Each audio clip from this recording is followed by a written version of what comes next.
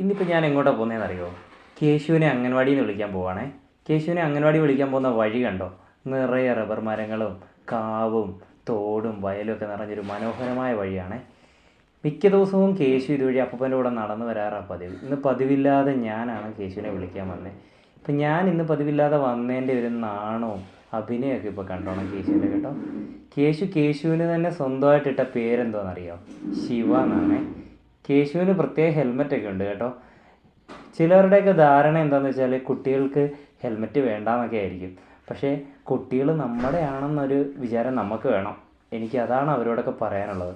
അതുപോലെ തന്നെ കേശുവിന് ഞാൻ ഈ ഹെൽമെറ്റ് എന്താ വെച്ച് കൊടുക്കാത്തതെന്നറിയോ? സ്വന്തമായിട്ട് ഇതൊക്കെ ചെയ്തെങ്കിൽ ഇതൊക്കെ ശീലിക്കുകയും സ്വന്തമായിട്ട് ഓരോ കാര്യങ്ങളൊക്കെ ചെയ്യാനുള്ള ഒരു മെൻറ്റാലിറ്റിയൊക്കെ അവർക്ക് കിട്ടത്തുള്ളൂ. എന്നാൽ ഞങ്ങൾ പോവുകയാണേ.